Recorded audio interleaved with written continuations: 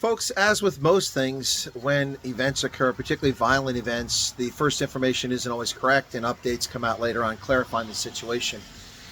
It's no less egregious, but some clarity. We did see a police report in which the police recorded the attack on the farm in Brits, or near Brits, as a house robbery. Well, initially we were told nothing was stolen, but now in the aftermath of trying to locate, they have discovered that their radios were stolen and a couple other items. A television was taken as well. In that farm attack that occurred last night near Brits, in which they beat a wheelchair-bound elderly man who they restrained, tied up his hands, and then beat him with a antique iron, and then beat the wife as well. In that attack, they did steal some items, so in fact it is a house robbery, but why is it not also classified a home invasion and aggravated assault, attempted murder? But the police report says house robbery, which is dishonest. That's not what this attack was. Now, I understand that the husband asked them in Setswana not to murder them or rape his wife, and they answered in fluent Setswana. So hopefully that's of any help to investigators. They've stolen their TV and their radios. I don't know if there's serial numbers for the radios. But again, the police classifying this as a house robbery is wholly dishonest. It was not a house robbery. It was clearly an attempt to get something, and that was to get these people to leave the land. Also, they clearly stated that they were there to get the guns. Well, they didn't get any guns, although they did take his pistol that he keeps by himself sleeping, and then they dropped it on the way out. Maybe that was an error.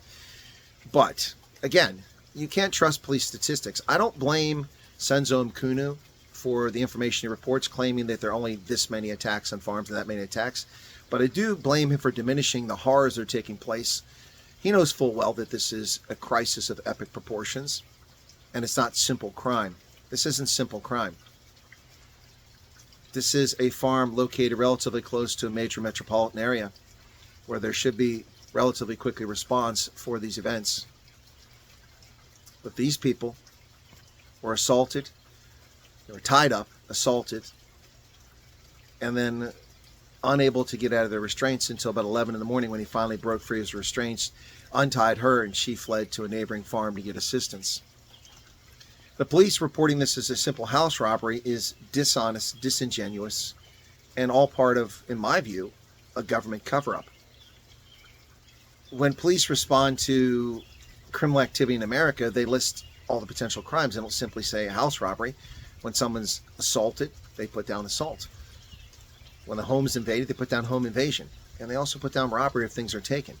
This isn't simply... Now, if you read a police report and read house robbery, wouldn't even know if anybody's home. Maybe somebody broke in the home and stole things.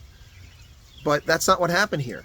They broke in the home, they took a wheelchair-bound elderly man, tied him down, and then assaulted him with an iron. And then assaulted his wife with an iron. And then took a TV and the radio and a few other items that are inconsequential, nothing of great value. This is not about robbery. They wanted the guns, and they want to frighten these people. And they did so. They did so. This is unconscionable to hear the police reporting this as a house robbery. It's much more than a house robbery. This is why you can't trust statistics from governments. It's not just South Africa, it's other governments, when they falsely or fraudulently report what actually happens here and diminish the suffering of those involved. That's my sad duty to report this, because the media in South Africa will not report this story. They will not report this story. And if they do, they'll be dishonest about it. Remember a few years ago in August of 2022 when I traveled to South Africa and I briefed commercial farmers in Zeerust in Northwest Province? I met a former police officer who was responsible for their community patrol. Those farmers responded to a farm attack a few days after I left Zeerust that same week. They pinned the attackers on the road trying to flee the farm. They couldn't get out either side because of the brush, and so they had a vehicle on each end of them. They moved forward. The farm attackers shot.